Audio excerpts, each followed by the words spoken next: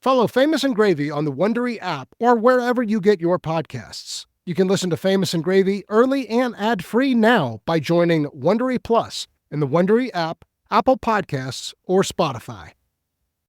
You sign up for something, forget about it after the trial period ends, then you're charged, month after month after month. The subscriptions are there, but you're not using them. In fact, 85% of people have at least one paid subscription going unused each month. Thanks to Rocket Money, you can see all your subscriptions in one place and cancel the ones you're not using anymore. Now, boom, you're saving more money. Rocket Money is a personal finance app that helps find and cancel your unwanted subscriptions, monitors your spending, and helps lower your bills so you can grow your savings. Rocket Money has over 5 million users and has saved a total of $500 million in canceled subscriptions, saving members up to $740 a year when using all of the app's premium features. Cancel your unwanted subscriptions and reach your financial goals faster with Rocket Money. Go to rocketmoney.com/Wondery today. That's rocketmoney.com/Wondery. rocketmoney.com/Wondery. Bombas makes the most comfortable socks, underwear, and T-shirts. Warning, Bombas are so absurdly comfortable you may throw out all your other clothes. Sorry, do we legally have to say that? No, this is just how I talk, and I really love my Bombas. They do feel that good. And they do good, too. One item purchased equals one item donated. To feel good and do good, go to bombas.com/Wondery and use code WONDERY for 20% off your first purchase. That's BOMBAS.com/Wondery and use code WONDERY at checkout. This is Famous and Gravy, biographies from a different point of view. To participate in our opening quiz, email us at hello@famousandgravy.com. Now, here's the quiz to reveal today's dead celebrity. This person died 2004, age 91. Her father was a wealthy farm consultant and investor. Her mother was a housewife with a cook and a maid who could not make much more than baking powder biscuits, codfish balls, and Welsh rarebit. Wow, this sounds like a Kellogg heiress or something like that. Not a Kellogg heiress, but good guess. She attended Smith College at a time when women could be either nurses or teachers, she said. And she had some vague idea of being a novelist or a basketball star. Well, there were a lot of interesting people at Smith College at that point in time. She must have been tall. After World War II broke out, she signed up for intelligence work with the Office of Strategic Services, hoping to become a spy, but was sent off as a file clerk. Ooh, okay, let me think about this. I don't know. Did she go to law school? She did not go to law school. A self-confessed ham, she became a darling of audiences and comedians almost from the moment she made her debut on WGBH in Boston in 1963. Phyllis Diller. Not Phyllis Diller. Good guess. All right. She was a towering figure on the culinary front for more than 40 years. Most Americans knew her as the imperturbable host of the long-running PBS television series, The French Chef. Julia Childs! Julia Child. Today's dead celebrity is Julia Child. When you co-wrote Mastering the Art of French Cooking, did you see it as a way to introduce Americans to French cuisine?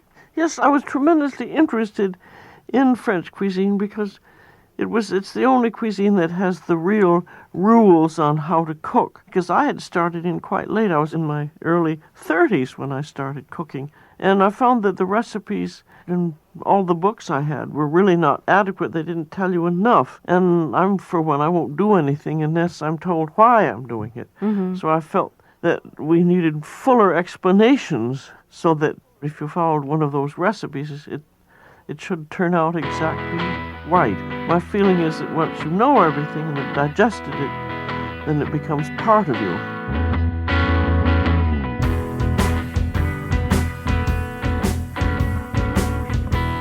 Welcome to Famous and Gravy. I'm Michael Osborne. And my name is Michelle Dallenberg. And on this show, we choose a famous figure who died in the 21st century and we take a totally different approach to their biography. What didn't we know? What could we not see clearly? And what does a celebrity's life story teach us about ourselves? Today, Julia Child, died 2004, age 91. All right, so Amit is out today, and I've invited my friend Michelle to guest host. Michelle is a producer based in Austin. We have worked on a ton of projects together. Right now, we're working on a show that Michelle had an idea for called Where Should I Live? Michelle, what's the sort of like pitch for Where Should I Live? How would you describe it to people? Yeah, Where Should I Live is a podcast about how we figure out where we belong. And it started out because I was trying to figure out whether I should stay here in Austin or move somewhere new that felt more like home to me. And now it's feeling a lot more relevant because there's a lot of people trying to figure out, does this place that we live actually feel safe and welcoming? And can I have the kind of life that I want here? Yeah. Well, and I think that question is really on people's mind. And I like the way you describe it around belonging. Well, the other thing about it, too, is there's kind of relationship between that and, for me, and food. I mean, part of Where Should I Live is like also speaking to a kind of travel lust, which one of the criteria for should I move to this city or this town is the food good there? Right. Does it have the kind of food that I love to eat? So on this podcast, I explore different cities and narrow down a list of places that I think I could live. And then I'm going to go to these cities and have someone local there give me a tour as a potential future resident. So I'm going to imagine what it might be like to live there. Where would I go get coffee? What restaurants would I go to? Where might my daughter go to school? Could I have this life? And it's not that different actually from some of the themes of Famous and Gravy. Like, would I want this life? Totally. Well, and I like that you're going to be dating cities. It's like Tinder for life. Okay, cool. All right. Well, let's get just right into it. Category 1, grading the first line of their obituary. Julia Child, who turned the art of French cooking into primetime television entertainment and brought cassoulet to a casserole culture in the 2 volumes of her monumental Mastering the Art of French Cooking, died yesterday at her home in Santa Barbara, California, 2 days before her 92nd birthday. Michelle, your reactions? So my gut reaction to this was, yeah, pretty good. Yeah, I think it's like somewhere between good and great. Yeah, I agree. So what stood out to you? Well, the turn of phrase, cassoulet to a casserole culture, and I liked the way no one else can see you, but you kind of had this flair when you said it that felt a little fancy, like cassoulet. I wonder, do you guys ever talk about the people who write these? Because I wonder if the guy or the gal who wrote this was like, oh, wait, listen to this one I came up with. I 100% agree. No, whoever wrote this was a little bit proud of themselves, but I'm kind of good with it, right? There is charm to that turn of phrase, cassoulet to a casserole culture. It's got the alliteration, obviously, but it's interesting what it means. Cassoulet, I don't think I've ever had cassoulet. I don't know what cassoulet is. Yeah, I don't think I know what it is either, but casserole culture, I don't know what casserole culture is, but it sounds bland. I actually do know what casserole culture is. Oh. Sometimes when people say, where are you from? I say, I am from the land of tuna fish casserole because I'm from Nebraska. Right, and also the rise of processed foods. One thing that's so interesting that I didn't really think about before getting ready for this episode is how much the rise of Julia Child is very different from the rise of a certain American diet post-World War II. Yeah. And that one of the things she's doing is countering a very prominent trend where it was all about convenience and about efficiency and a little bit tasteless. And she comes in and like reintroduces a love of cooking in the kitchen. And I didn't quite understand those opposing forces. I don't think I did either. And I want to talk about this more later, but it's this idea that not only cooking could be something fun and interesting and enjoyable, but eating itself could be enjoyable. That's a huge contradiction because casserole, I mean, they're fine. It's like comfort food, but it's not, it's not sexy. Let's go with that. The cassoulet is like the steak and the casserole is like hamburger helper. Right. Well, okay, let's talk about the rest of it. I actually think the art of French cooking, that phrase had to be in here. Yep. I love that they got both the TV show and the book. I think that they needed Mastering the Art of French Cooking, very famous book, and her primetime television entertainment. And I even like the word monumental. I wrote Volumes that too. of monumental. Yeah, there is something monumental about Julia Child. Oh, yeah. Her voice, her personality, her gravitas. She's monumental. Yeah. So what do you think is like an omission here? What's missing? The only thing, and if anything, it could say just a tiny bit more about her exuberant personality and her voice, but maybe monumental is doing the work there. I think monumental is more in reference to the book. I don't know if it captures like her persona. And I think you're right that she is such a unique personality and figure, there's not a whole lot of references to that side of her or to who she was. The way when you see the word cassoulet, you do kind of want to do a Julia Child impersonation. We'll save that for later. What was actually missing for me is that they didn't mention public broadcasting or PBS. She's such a figure of public broadcasting that I kind of wanted not just primetime television entertainment. I wanted public broadcasting television entertainment or something, even though she goes on to do commercial work with Good Morning America and so forth. She's up there with Fred Rogers and Reading Rainbow. I mean, she's such a PBS figure for me. Oh, yeah. And I think for a lot of people that I kind of wanted allusion to that. I didn't even think about that, but you are so right. That's exactly how she started. She was on a book club show, basically, where they talked about books, and she came on to talk about her book, and then she makes an omelet on TV, and it blows everyone's minds, which sounds hilarious to say this today. It's you made an omelet and that changed the world, but it did. Yeah. Yeah, no, it's true. And otherwise, I think this was very strong. So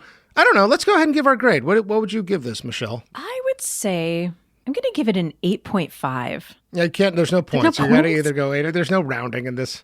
I'll give it.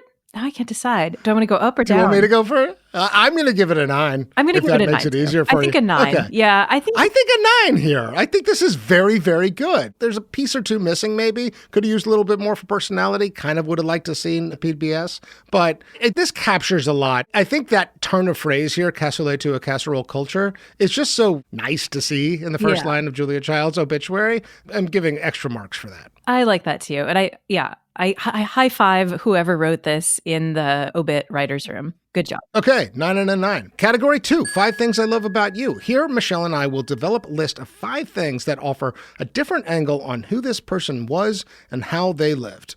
Would you be okay if I led off? I've got one thing that I'm sort of itching to say. Yeah, go for it. Late bloomer. This has come up a bunch on Famous and Gravy. The more a figure becomes famous late in life, the more drawn to them I am, and the more I feel I learned something important. So Julia Child was 32 before she ever cooked. She was a wealthy growing up and had people cook for her and had no experience in the kitchen. She was 34 when she married, and this is at a time when a lot of women and men were getting married at much younger ages. She was 39 when she finished at the Cordon Bleu, which is where she trained as a cook and as a chef, and then she's 49, almost 50 when the cookbook that she co-wrote is published. She was on nobody's radar for the first 50 years of her life. There was nothing before age 50 that would have said she will one day be a household name. Not only is that unusual for people, that's unusual for women, and that's especially unusual for women who are not bombshells on TV. It's such an unlikely story, and I love how late in life it is.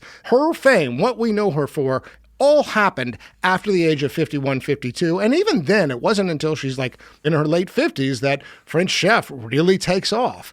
I need to be reminded of that. I am 46, coming up on 47. Sometimes I feel like the ship has sailed. It's not even that I want to be famous. It's just that I want my successes to be in the future. Yeah.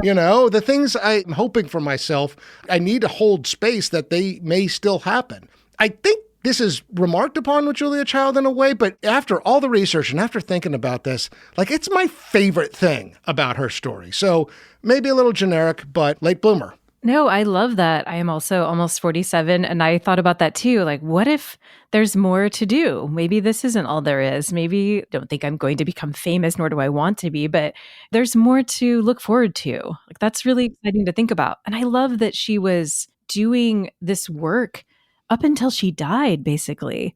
She had a TV show into her 80s. Amazing. There's a kind of patience with it, too. The fact that she had never stepped into a kitchen, nothing in her story that would have suggested she had this innate talent. It's almost like somebody who's a musical prodigy who doesn't pick up a guitar until they're in their 30s or something. Yeah. That's such a hopeful quality. So yeah, late bloomer. That's my thing, number 1. I love that. All right, what do you got for number 2? She was a promoter of pleasure. And, okay.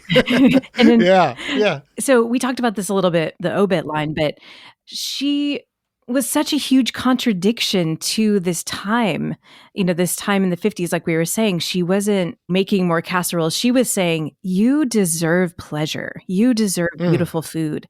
And I'm actually going to argue that she was a pleasure activist. Oh, I like that. Pleasure activist. Do you know that term? Yeah. No, I've never heard that before. Yeah. So that term was coined by Adrienne Marie Brown. She's a queer Black American writer, organizer, facilitator, and she wrote a book called Pleasure Activism. And it's being talked about a lot right now because people are protesting and doing a lot of activism.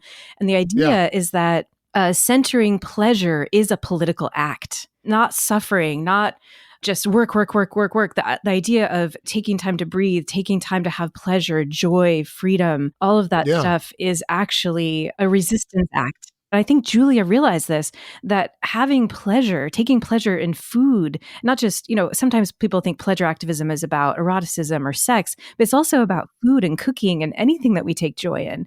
And so I think Julia really, that opened up for her when she first went to France and she tries this food for the first time and she's has a sensory experience. Oh yeah, she's like, oh my gosh, what have I been missing out on? So this idea that it's our birthright to have pleasure and to get pleasure from food. And I feel like, I don't think she would have ever called herself this in her lifetime, and that term didn't exist then. But if we think about the way that she has this TV show, she has this platform, she has these books that sell 3.5 million copies, and she's promoting this idea of pleasure and joy through food. Again, that was this time that we maybe don't even realize that this was a time of opening a can of peas for your vegetable and not having fresh foods and not having beautiful food. You're of the school that says you should really enjoy your food rather than having to eat a certain balanced diet. Tell us about that. I belong to the American Institute of Wine and Food, and our logo is of moderation, small helpings, and a little bit of everything, because you don't know what you might be missing. And above all, have a good time. So you're not pushing away the butter and the cream absolutely not. And all of that. You should have something of everything, and you should thoroughly enjoy it, because if you don't, you won't digest well. So I love that. When I started thinking of it that way, it just opened something up for me. No, I mean, the thing is, like, some of why we love Julia Child, I think, is obvious, that she does make an emphatic case over the course of the second half of her life that food is a pleasure and it's part of living and it's joyous and its sensory experiences should be indexed high in anybody's life. But I guess I'm curious to learn more about this idea of it as a political act, but it's a really helpful framing for sort of encapsulating her legacy. I love that. Pleasure activist. Okay, I'll take number 3, I guess. I mean, I feel like we have to talk about the secret agent lady, the fact that she worked for the OSS. Yes. I guess a lot of people who know Julia Child's story knew this part of it. She was never exactly a spy. No. When I first learned that she worked for the OSS, which was the precursor to the CIA, this is how she spent World War II. This is how she met her husband, Paul, who we'll talk more about later. I had really hoped that she was like deep undercover in Russia or something. I was too. I was disappointed. Or, behind the lines in Nazi Germany. And that was not the case. But she was working with senior leadership in what became the CIA. And more than anything, she was like the keeper of secrets. She knew where the agents were. And in as much as intelligence work is about trading information, she knew who had what information. It's just really cool to imagine Julia Child as a spy. She kind of like at times downplays this and says, oh, I was more of a file clerk. But then the agents are like, no. She had an unbelievably important role. And she was mostly in Asia. So she was in Sri Lanka, she was in China, and in DC for a while. Anyway, a cool part of her story I had no idea about that I loved. Did you dive into the shark repellent recipe? Oh, right. Yeah, I forgot about that. Why don't you explain what that is? Okay, so this kind of made into a joke sometimes in her biography, but people will say, oh, her first recipe was actually that she helped create shark repellent for the Navy. And so I guess during that time, there would be Navy men who would get attacked by sharks as they were coming down from the planes or whatever. Yeah, I think it was also like setting underwater bombs. And there were also I heard different stories. I even went to the CIA.gov website to see if I could find out more information.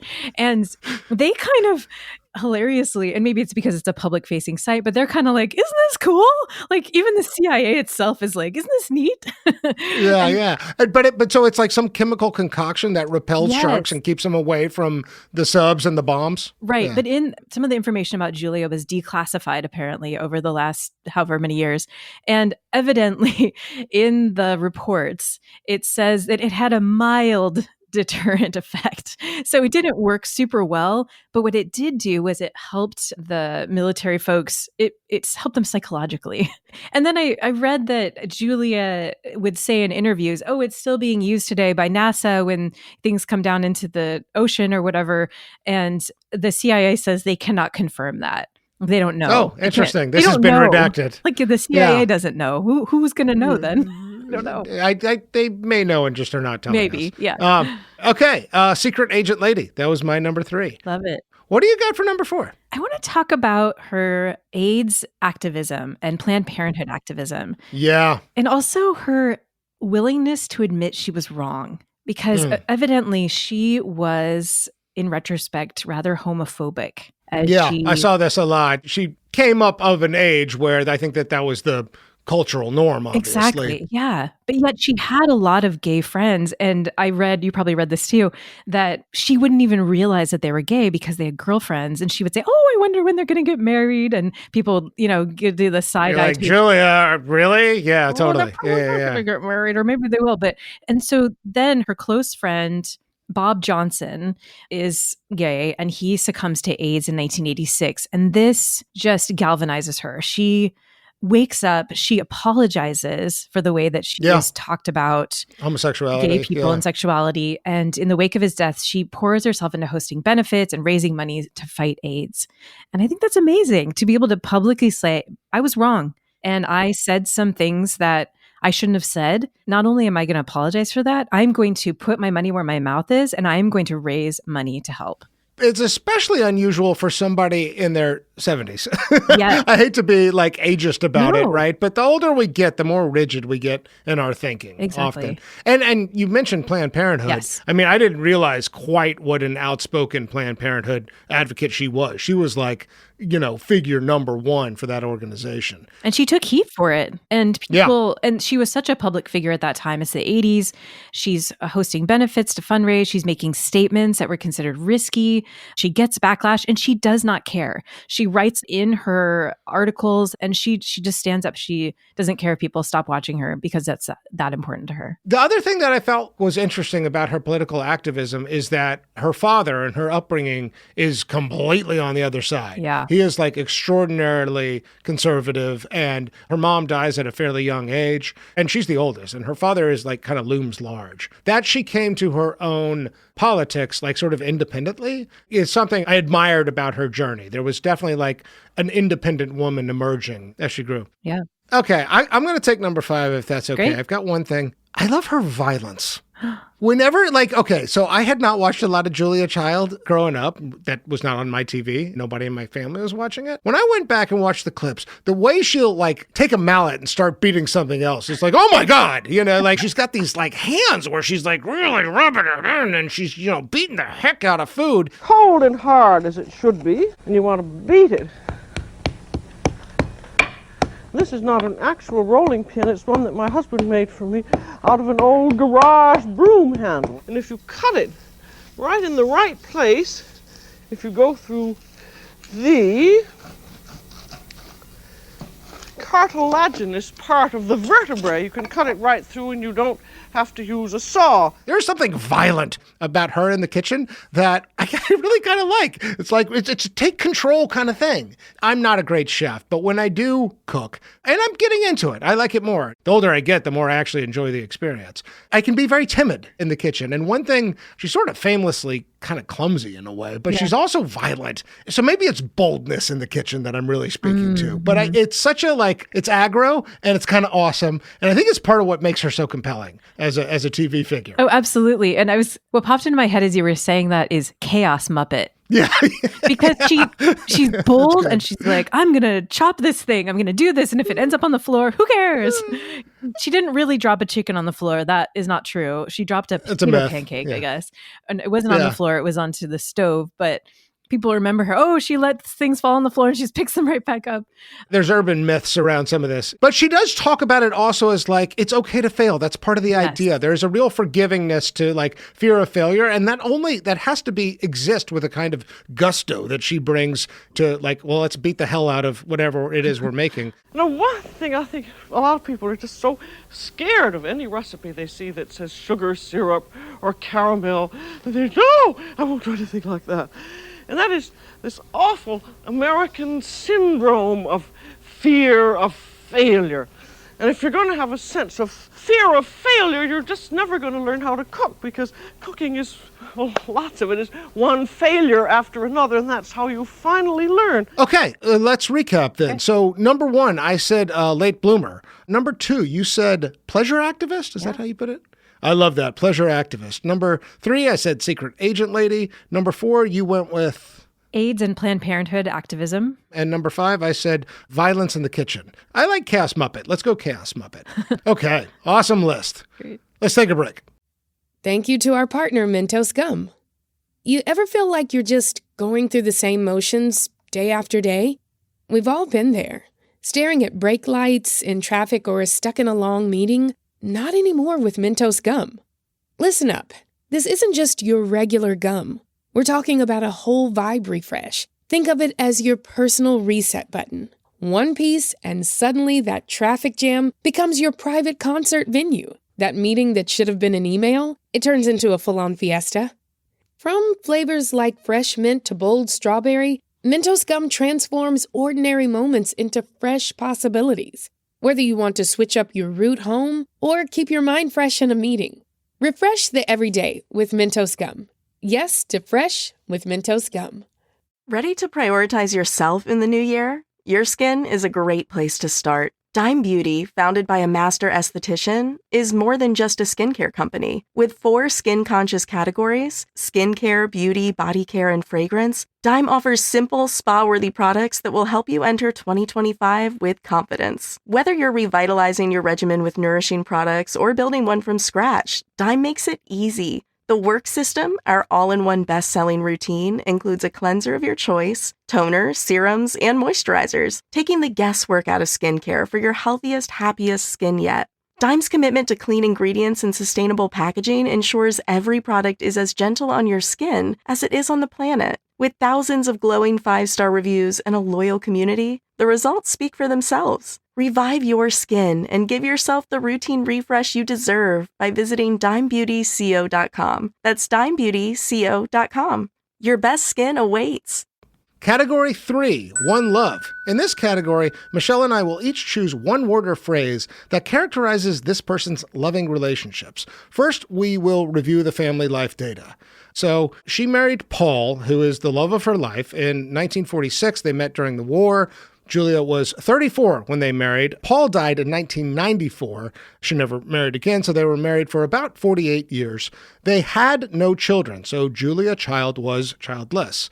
The other relevant info I put down here was that Paul's mom was named Bertha, so her name was Bertha Child.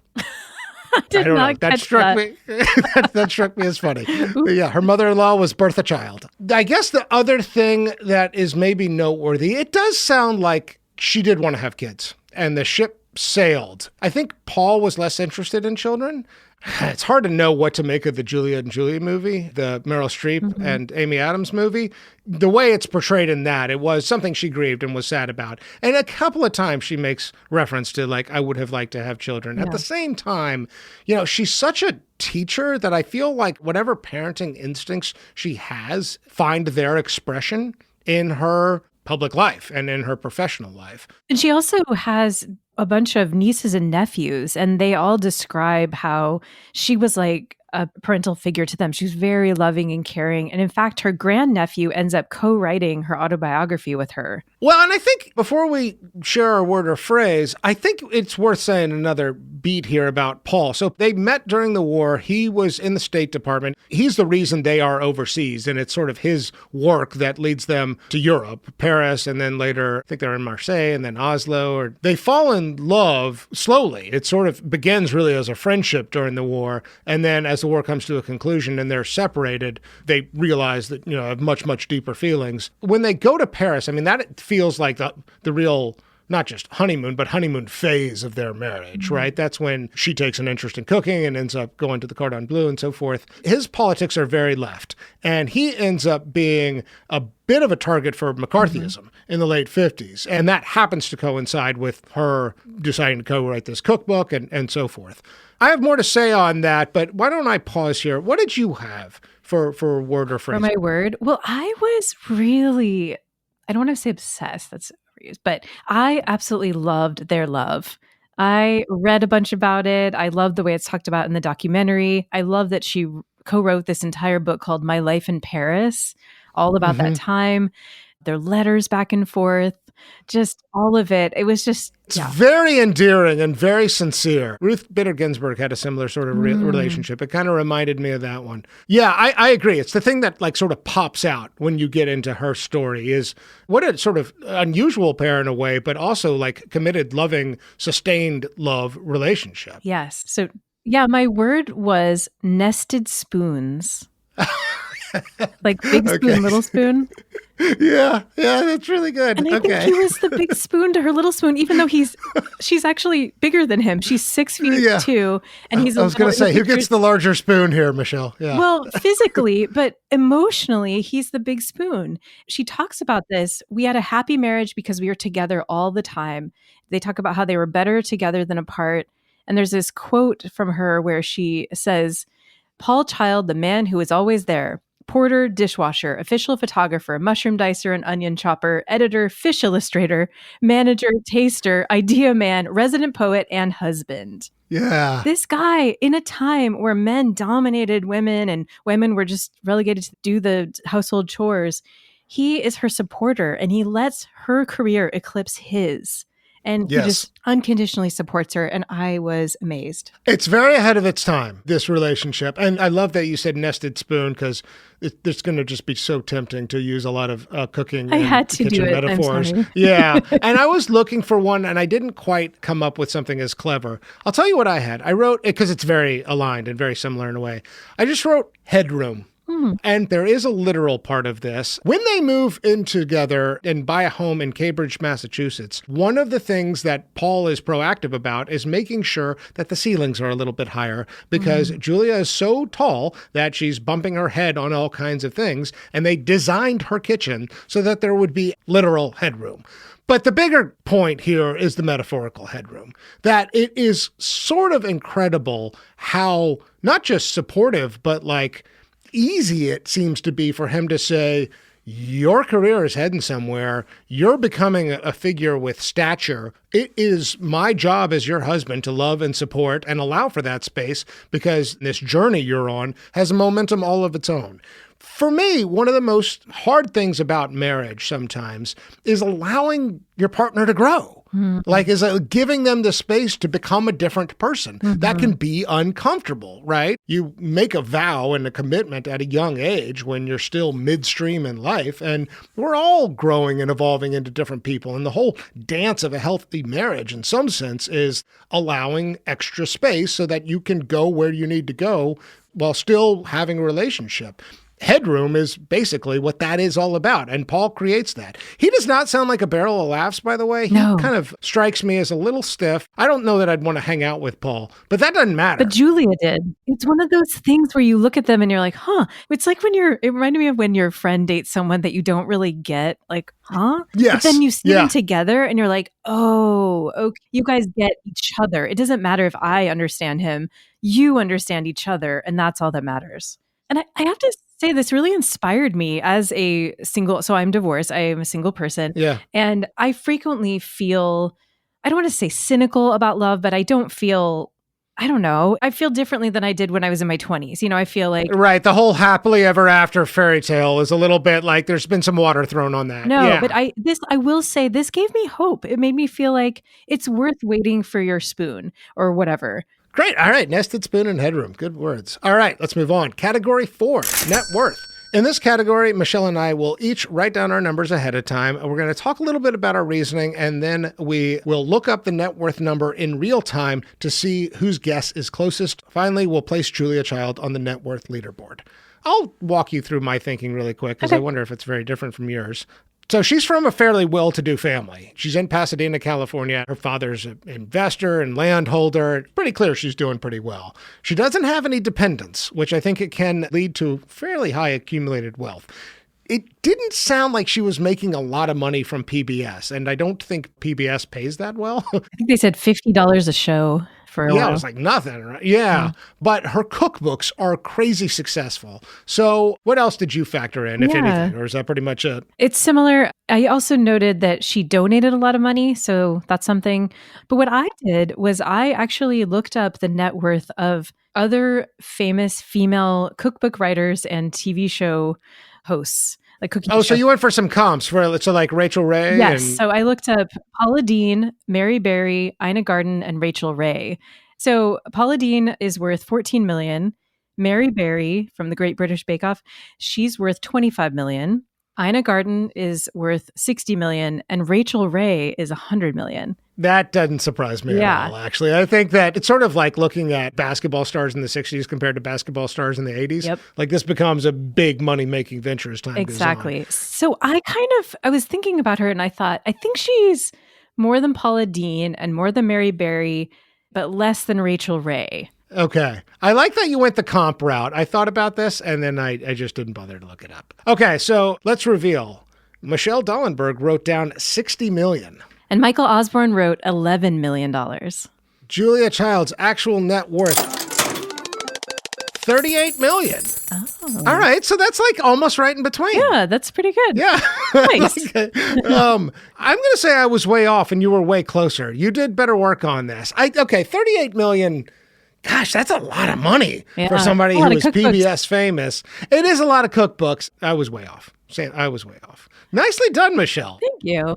So there is nobody else at the 38 million mark. This will place her at the 30th position on the Famous Engraving Net Worth leaderboard. Just above her at 40 million include Peter Fonda, Zsa Zsa Gabor, Bob Dole, Nora Ephron, Wes Craven, and Patrick Swayze. Just below her at 35 million, George Romero, Philip Seymour Hoffman. That's nice positioning. Yeah, it seems like she could have a great dinner party with those folks.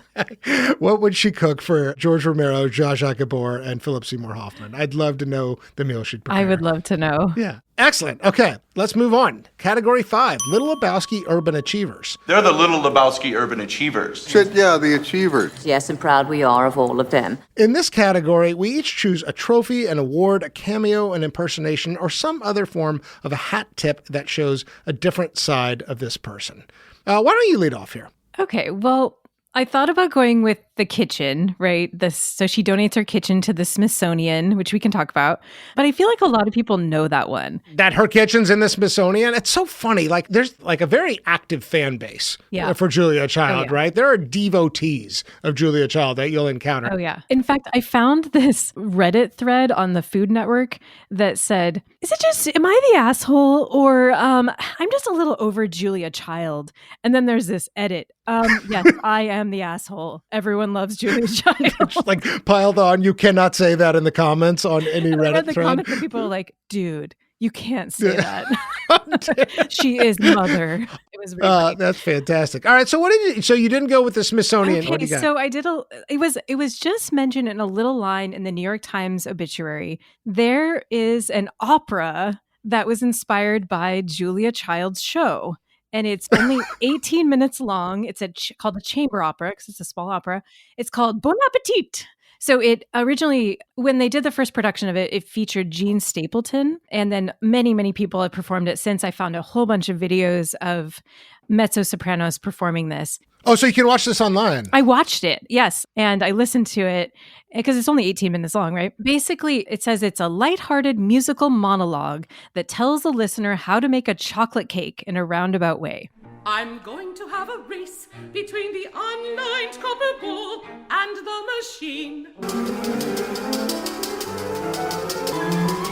We're almost there, and that's all for today. Bon appetit!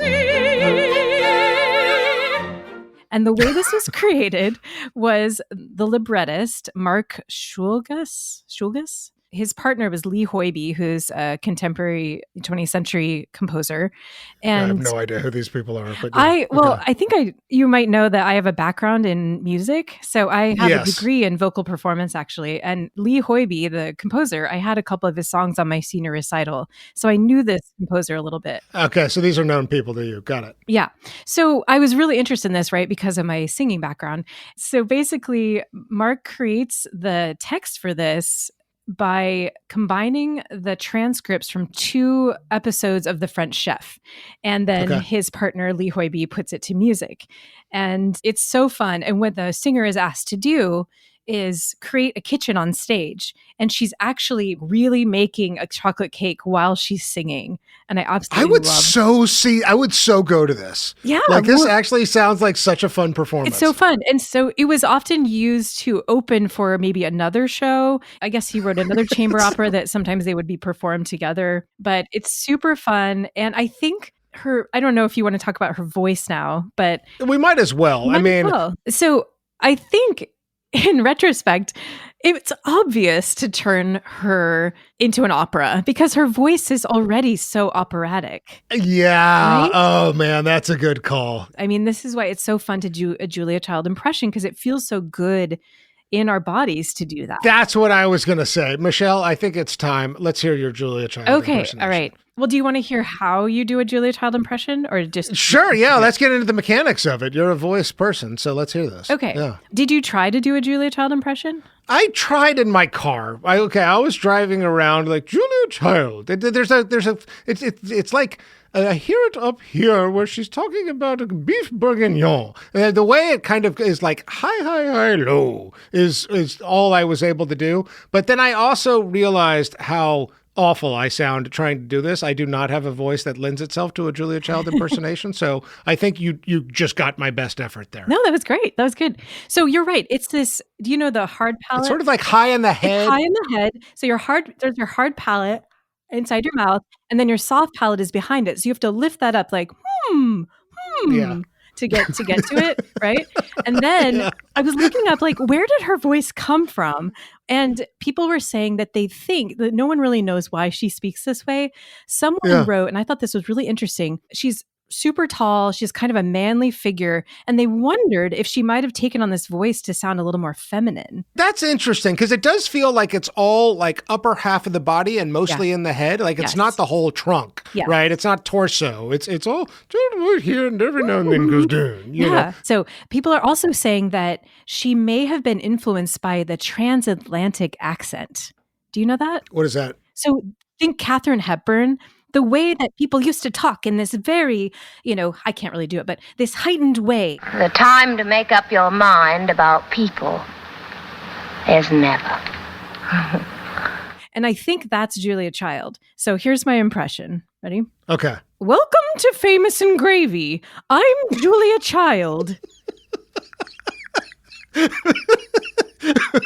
How's that? Biographies from a different point of view. Might need to work on that. That's really good, Michelle. Do you like shit. Yeah, it's good.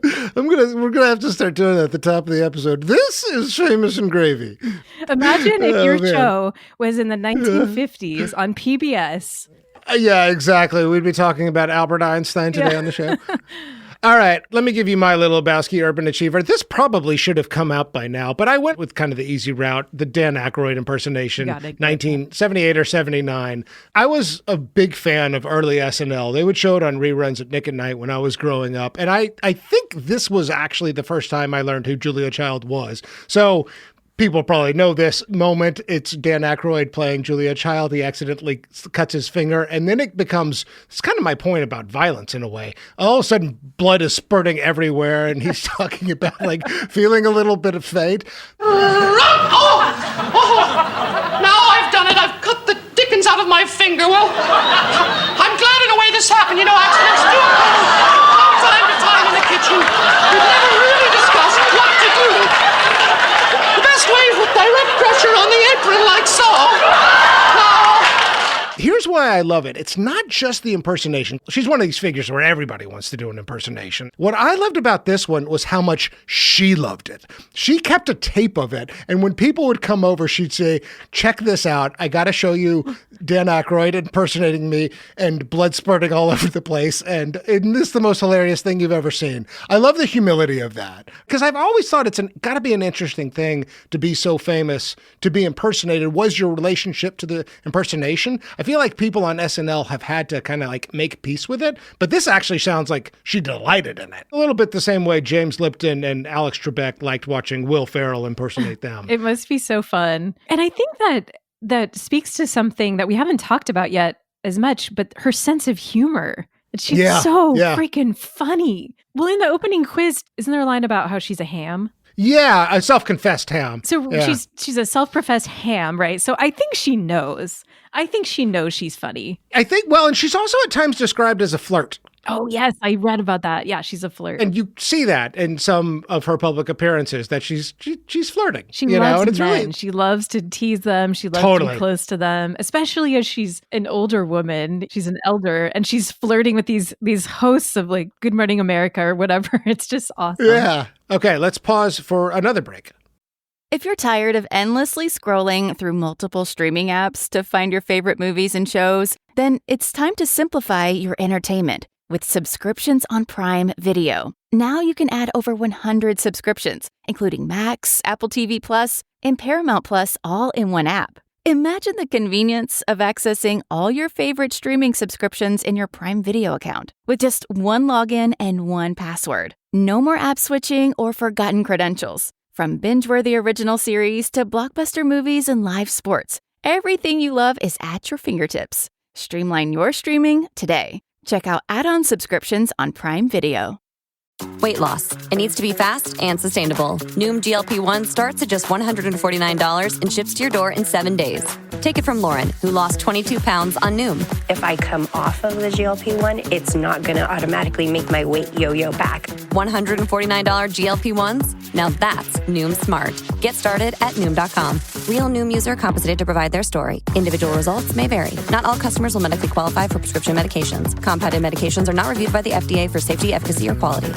Category 6, words to live by. In this category, we each choose a quote. These are either words that came out of this person's mouth or was said about them. Actually, before we do this, I wanted to call out a listener, Mary, who sent an email the other day. She was talking about the Roger Moore episode. One of the things we said we loved about Roger Moore was charm, and she said her grandmother used to say, charm will get you anywhere, manners will keep you there, which I loved. And I was like, oh, Mary, I'm going to say that on the show. I thought this would be a good moment for it because Julia Child has good manners and she's charming. Yeah. So thank you, Mary, for writing in. Okay. What did you have for words to live by here, Michelle? I had, the sky can fall, omelets can go all over the stove. I'm going to learn. I shall overcome. Wow. It's from her cooking show. I have the video, and it's a longer clip where she's talking about failure, which you referenced earlier. She's saying, who cares if the omelet goes all over the stove? Pull some more eggs out and do it again. Learn, overcome. And I think it also speaks to what you were saying earlier about doing things later in life. Like maybe it's not as easy to do this or that or whatever. It speaks to so many things in life, not just cooking. Don't be afraid to experiment, to mess things up. I love that, Michelle. And I got to say, you just sparked something for me. I've really been, on a few episodes recently, I've been talking about this, how much I really struggle with patience. Most of the time when I'm telling myself, like self-instruction, Michael, be patient, what I'm really saying is repress your emotions, suck it up, and try not to be self-centered.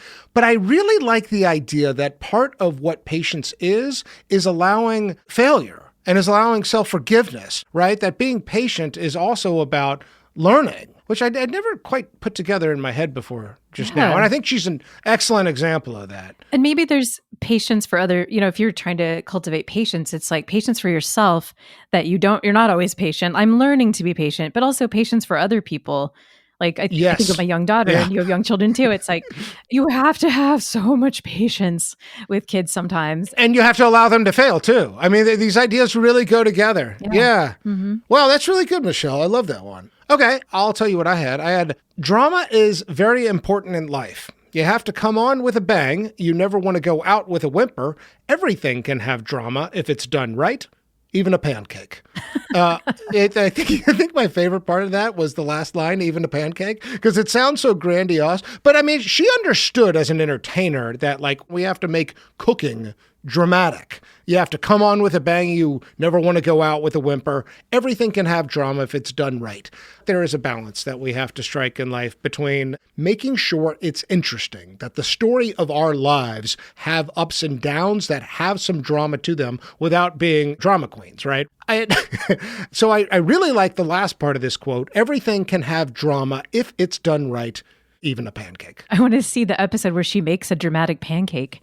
Yeah. I've made dramatic pancakes before. I have to ask you, when you were researching Julia Child, did you get hungry? Yes. Not only that, I also was like, all right, you know what? I'm going to add some recipes. I'm going to expand my repertoire. Same. Because I've got a handful of things I do very, very well, and I've gotten a little stagnant. I came away inspired. And I think I've never really dug into the mastering the art of French cooking. I think I'd really like, Allison and I have done a few recipes. Allison loves to, she won't cook it without doing her beef bourguignon impersonation. But having researched this, she is infectious that way. Mm-hmm. She is somebody who makes you want to spend some hours in the kitchen, absorbing the aromas and hearing the sounds. And like I said, I didn't grow up with her, but I came away inspired to be a better cook. That's her superpower. Absolutely. I am in such a rut with food, and I'm so busy right now that I feel like food is just like a box I have to check off. And I hate that. I really want to enjoy food. So yeah, you're succumbing to casserole culture, is it? I am in casserole culture, and I want to be in cassoulet culture. Yeah. Well, you know what? We should add a cassoulet recipe to the show notes. Yes, we'll make sure it gets in there. Okay. Let's move on. Category 7, Man in the Mirror. This category is fairly simple. Did this person like their reflection? Yes or no? This is not about beauty, but rather a question of self-confidence versus self-judgment. I went back and forth a little bit on this one. How'd you reason this one out? My gut reaction was yes, absolutely. And then I dug a little more into it, and I looked at, things she'd said about herself or other people had said about her. And it's very difficult to find a lot of places where she is very open to talking about how she feels about herself. I didn't find a lot of that. And her physique in particular. And her physique, yeah. But I did find, remember I mentioned her grandnephew who co-wrote her autobiography. And he said before she met Paul and lived in France, she considered herself too tall, too loud, too unsophisticated. I saw that too. Yeah. I think before she finds Paul, there's a lot of self-doubt. And she is 6'2". She is, It's kind of awkward. I saw the word gawky. That's at the beginning. But then she meets Paul, and he absolutely adores her. And these letters back and forth between the two of them are just to die for. They're just so passionate. And also sounds like, especially in France, but really throughout that, there's allusions to a very healthy sex life. Absolutely. Right? And that makes sense. This is, a woman who is building a career and is a voice of sensory pleasure. Yeah. So I kind of was happy to see that and expected, but it does sound like a quality that was discovered. Yes. And now she loves to be up in front of people. She's so confident. She loves, we just talked about she's showing this video where she's mocked for her voice and her appearance, and she loves it. I think the only place I read where she doubted her appearance is after she has breast cancer. So it's in the 60s, and she has a mastectomy. And in her recovery period, she tells Paul, "How can you ever love me like this?" And he has this great quote that you probably saw too, where he says, "I didn't marry you for your breasts. I married you for your legs." Yeah. Which is like the perfect thing to say. It is. I saw that one. And I had the same reaction. So, okay. So I think that she did. I think that she was someone who was proud of herself. She was a great businesswoman. She had so much success. I don't think if she didn't feel good about herself, I don't think she would have kept going on television into her 80s. And I agree. That's where I landed too. And I basically had the same journey. I think ultimately she likes her reflection in the mirror and is at peace with it. And I have to say that is so refreshing. And I was telling you this offline, that it's just such a contradiction to the times we're living in right now to be able to study and learn about such an exuberant, happy, grounded person. And like body positive too. I mean, one thing, she comes into criticism a lot for cream and butter and a high fat diet. And she talks about dieting and all things in moderation. And something else I love about her, which we haven't really talked about, but I love her relationship with food, not just like how pleasurable it can be, but she has a sense of nutrition as well. She has a sense of variety, and everybody has a complicated relationship with how they eat. In as much as there is an ideal, I actually think she embodies that ideal. And she has this great quote. She says, if you don't feel comfortable with butter, use cream. Yeah, I love that. She doesn't care. She said, stop doing this to yourself. You can enjoy food in moderation. You don't have to eat heavy meals for every meal, but enjoy things. Try the desserts. Totally. Okay, next category, coffee, cocktail, or cannabis. This is where we ask, which one would we most want to do with our dead celebrity? I'll kick us off here. Is it too obvious to say a glass of wine in the kitchen? So I made this sort of more public on the show. I don't drink anymore. I'm retired from drugs and alcohol. Same. But I do have very fond memories of drinking while cooking.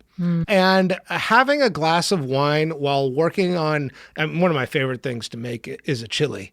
And I will reduce it for hours and hours. Any kind of reduction recipe where you're kind of like checking in on it periodically, but you're seeing it bubbling on the stove. That with like a glass of wine and Julia Child, that sounds like such a delightful afternoon to me. Maybe that's obvious, but that's the scene I want. And I will say, in as much as this category is about questions I would like to pose to her, I don't know. It's probably the thing that we were just talking about, relationship with food. I mean, I do think that this is such a hard question. Our food environment, especially in America, is filled with junk food. It's filled with variety. It's filled with all kinds of complicating psychological factors of how do we eat? How do we eat better? What should we eat? This is like a central conflict in everybody's life. And somebody who says, well, let's start with pleasure. Let's be a pleasure activist, to use your phrase, and then let's go from there. I almost like want to write that down. I almost want to capture that. So I don't know that I have anything I really want to like poke and prod her on in terms of her life story.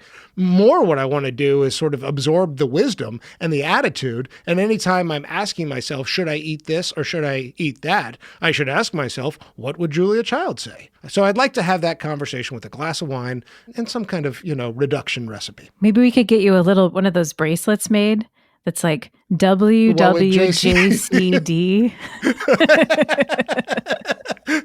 As long as we're clear on who the JC is in this context, I think it's a great idea. It's a great idea. And, maybe I will get that bracelet, and then if anybody asks about it, I'll say, Julia Child, that's what I mean. I think that's great. So, all right. So what did you go with for coffee, cocktail, cannabis? Oh, man. I had a really similar reaction. And I started with the glass of wine, but I also don't drink. So I'll paint this picture of the scene here. So we're in her kitchen, just like you were. And she has just shown me how to make a chocolate cake. And it's in the oven. And we're having coffee. And we're sitting at her table. And we can smell the cake. And there's dishes around. Because Paul's going to do them later, probably, right? Because he's the assistant, right? And we're sitting at her table. And she's showing me pictures from Paris. And we've got them on the table. Oh, this is this. And this reminds her of this story. And she's just telling me stories. And I think what I'm wanting to get out of this is inspiration about love and life. Because I think that's what I need right now. Tell me that I can have this beautiful life because, life can feel like a grind sometimes. And I don't want it to feel like a grind. So tell me, contradict the grind for me. Help me, inspire me. I need reassurance. I need a gratitude list. I need to direct my attention to the things that are available to me that I can experience and that bring me joy and, and pleasure. Yeah. Oh, that's beautiful. So coffee and cake. Coffee and cake. All right. We've arrived. Final category, the Vanderbeek. named after James Van Der Beek, who famously said in Varsity Blues, I don't want your life. In that Varsity Blues scene, James makes a judgment that he does not want a certain kind of life based on a single characteristic. So here we form a rebuttal to anybody skeptical of how Julia Child lived. We found it useful to start with a counterargument. Why would you not want this life? There's not a lot of great reasons. I do think the fact that she never had children is an actual regret. I had that one. Yeah, but we can make way too much of that. And our society is way too judgmental about this question in general. Why would you not want this life? What else is in the counter-argument category? I mean, is there anything strike you about that? I wrote down a small list of things, but they are all things that I think are survivable. Like I wrote down, I wouldn't want to have had breast cancer and a mastectomy, but people do. People do all the time and they survive and it's very common. So, I mean, would I choose to have it? No, but that wouldn't keep me from wanting her life. I wouldn't have wanted her uncaring conservative father, but that wouldn't keep me from wanting her life.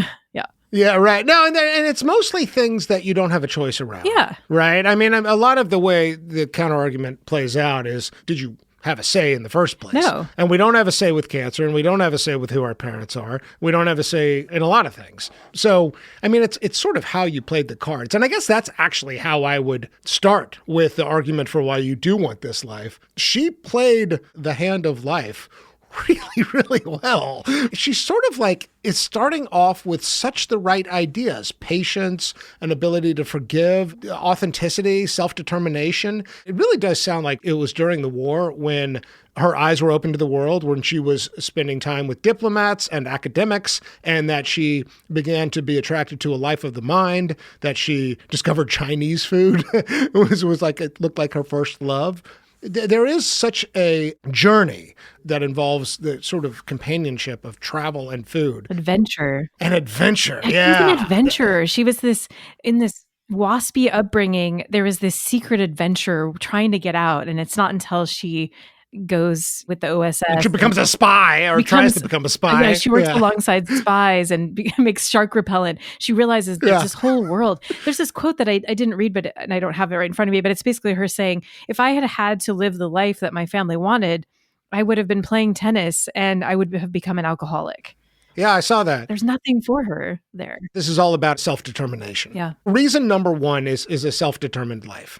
I'd say reason number two, I can't get over the late bloomer thing. Yeah. And maybe that's part of the patience. It's such a hopeful message to me that you keep moving in life and following your passions. And if it's going to break your way, that can happen at any time. It's such a lesson for me. What else would you put on this list, Michelle? Why else would you want this life?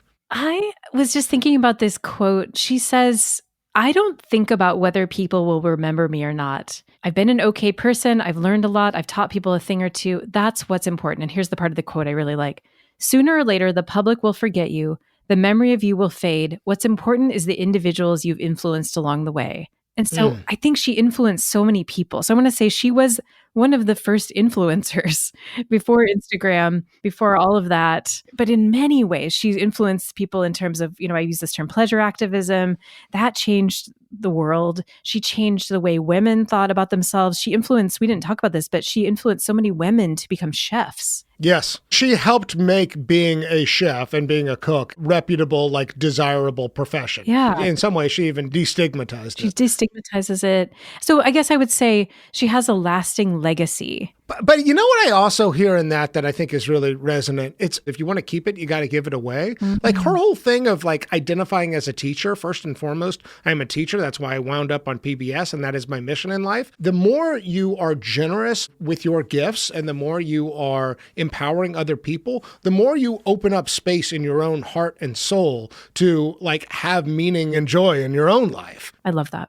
I think the other thing to add in here is Paul. Yes. She's got a soulmate. Absolutely. Right? And that this looks like it's kind of what we all want on some level. This is love. She's this deep, inspiring, beautiful love. She seems to have had wonderful friends and family. It seems like wherever she went, people loved her. Relational wealth is the term I would use.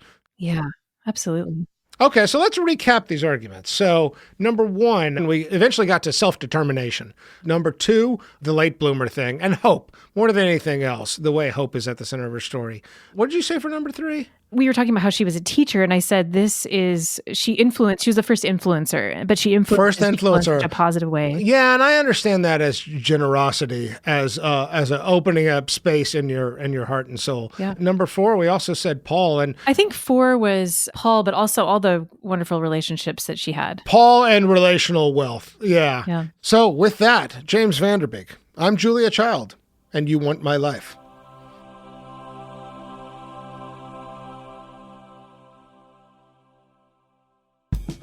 All right, plugs for past shows. Michelle, is there a Famous and Gravy episode that this Julia Child conversation reminds you of? Well, it made me think of the Shirley Temple Black episode, and I went back and re-listened to it. And I wouldn't say that it's so much because they're the same story at all, but it's two great women who might surprise you, especially Shirley Temple. You know, we think of her as this little girl, but there's so much more to her. And she also has this service component to her, this activist component to her that I think will surprise people. We re-released that one. That's number 81, Dimpled Ambassador. I was going to go with, I think, Ruth Bader Ginsburg. There's something about the late in life, the love story, the kind of unlikely fame, and there's some interesting parallels there. So that was episode 20, Notorious Dissenter, Ruth Bader Ginsburg. So if you enjoyed this episode, you might enjoy those. Here is a little preview for the next episode of Famous and Gravy. His American-born wife was his business partner and on-screen co-star. Oh, okay. So this tells me he's not American. Otherwise, I don't know why we would have said that. Famous and Gravy listeners, we love hearing from you. If you want to reach out with a comment, question, or to participate in our opening quiz, email us at hello@famousandgravy.com. In our show notes, we include all kinds of links, including to our website and our social channels. Famous and Gravy is created and co-hosted by Ahmed Kapoor and me, Michael Osborne. This episode was produced by Ali Arizola with original music by Kevin Strang. Thanks, and see you next time.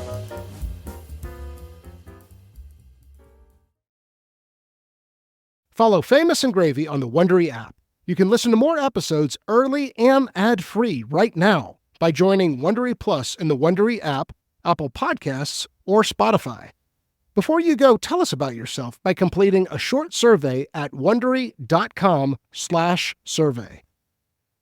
At Hotels.com, we know some travelers crave sand between their toes. Others want to be poolside with a drink on the way. And more often than not, those two people end up in a relationship. With the Hotels.com app, compare properties side by side across amenities like pool and ocean view. Compromise isn't so bad when you're holding a Mai Tai by a pool with an ocean view, agreeing that, yeah, this is better than finding sand in awkward places for 3 days. Book now in the Hotels.com app and find your perfect somewhere.